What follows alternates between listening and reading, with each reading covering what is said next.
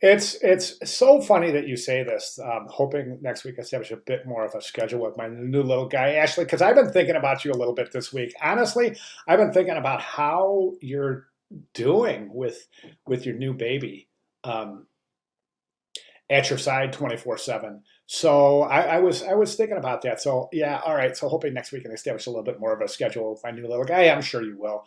Okay, late puff, no worries, no worries. Listen, I want to describe something. I was able to conduct some user testing, and based on your writing here, I mean, you're showing me a lot that you understand the process, and that's really what we're after here. Is we're after a complete and thorough understanding of the process. Now, in a perfect world, we all leave this class with a high fidelity, perfectly working, clickable prototype and a beautifully designed process book, right? Now, unfortunately, that's not going to be the case. Now, some of us, we're definitely going to leave with a prototype, right? A click-through prototype.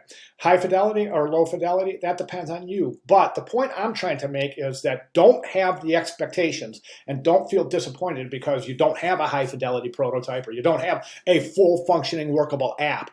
The intent and the objectives of this class is to introduce you into the process of paper prototyping and usability testing. And as long as you're showing evidence of understanding that process, we're good. And right now in your writing, you are showing that evidence. So one of the things I'm thinking is you said something really, really important is that you went to change your wireframe sketches based on the results of your user testing. Bam! That's relevant. That's a big part of the process here, and understanding that usability testing drives the change needed in the paper prototypes, which drives the changes needed in the wireframes, which drives the actual function of the app. Okay, so in this class, we're really after a good understanding of process as much being as important as the final deliverables. Let's go ahead and take a look at your user-centered. All right, let's go ahead and take a look at the process book. Then we'll look quick at the prototype. And let me see right here, I have a page that is not loading. There it is. Okay, Frugal Friends, let's see what we got here. Okay, I just want to do this real quick. Sometimes if I scroll through the whole thing, it loads the pictures a little faster in my PDF. Okay, but great cover, good introduction, outstanding. Modern day problems, love it, good. So you're introducing the problem, definition of the problem. What I would recommend first, though, is let's get an opening page with a statement of intent. What do you intend on accomplishing with this assignment? Then you go into your definition of the problem. And then you let me see if many people do not. Yeah, okay, so here's your problem. Now, don't forget to add a page that is an app solution proposal. So how does your app solve the defined problem? Then you go straight to target market. That's great, good job. Okay, this looks like your functions and features, excellent. Okay, research and competition. Great, good job.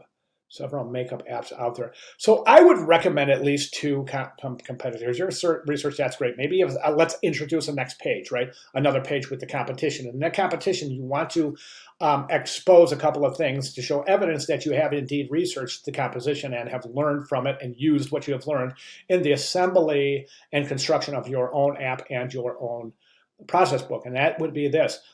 You want 3 comparative analyses for the competition.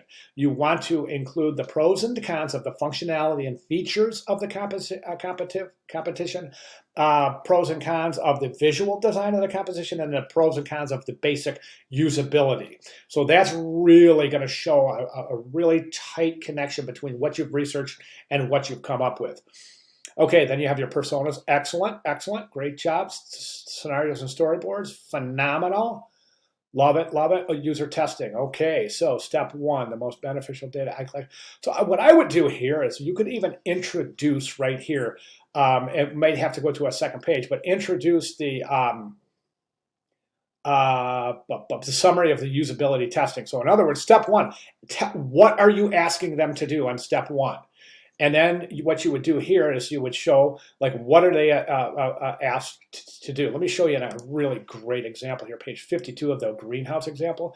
Here it is, right here, usability testing. Here's these are all of this is the script for the user testing. Okay, so they're having the test subject log in, create a profile, change the theme, lower the vibe, and then here's a little synopsis of what they're expected to do. And then, of course, we go into a complete summary of what the usability testing yields. Okay, so right now, where did we go off? We went off at photographs of paper prototypes. Okay, here's your wireframes. Excellent. Okay. Oh, great. Oh, wireframes refined. This is fantastic. I love it. Great, great. Oh, great. Okay, paper prototype. Excellent. Intro, welcome page. Excellent. Excellent. Excellent. Digital mock-ups. Got to get all screens on here. Hey, get these mocked up in color. Yeah. Because we do need to include the mock-ups of all screens. I would get these done. I mean, try to get these set and ready to go, man. I mean, like images and everything. I think that would take it over the top. Okay, so where do we go from here? Now, I don't see...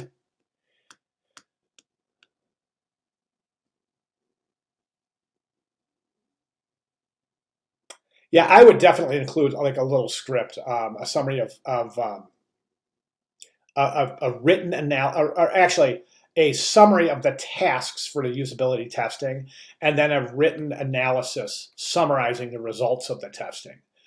Okay, then we go wireframes. All right, so digital model summary, design elements. Okay, so we got the, I'm going to jump over to your click-through prototype, but we've got the, we're going to end this with a project summary and a bibliography, including all your image sources. Okay, so that's due next week, and I'll post an announcement with all the requirements for that, so you make sure that you've got all your requirements. Let's jump over to the clickable prototype.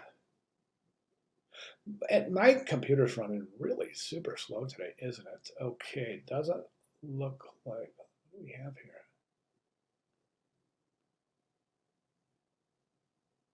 Not exactly sure what's going on. Oh, there we go. All right.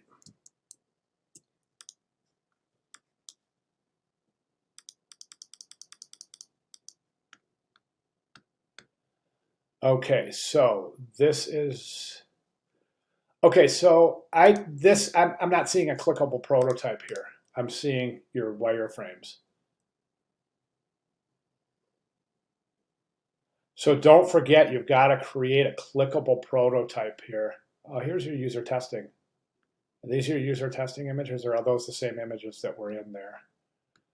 Okay, so we don't have the clickable prototype as I thought we did. I thought it said prototype, a mobile app prototype continue. Okay, so I guess that's not the clickable prototype. So that's due. So I guess we'll jump into that with, and most students are just submitting that without submitting it to critique. And I understand and I get it, and a lot of students are concerned, and I just want to reiterate the fact that we're after process here and not final deliverables, being an introductory class.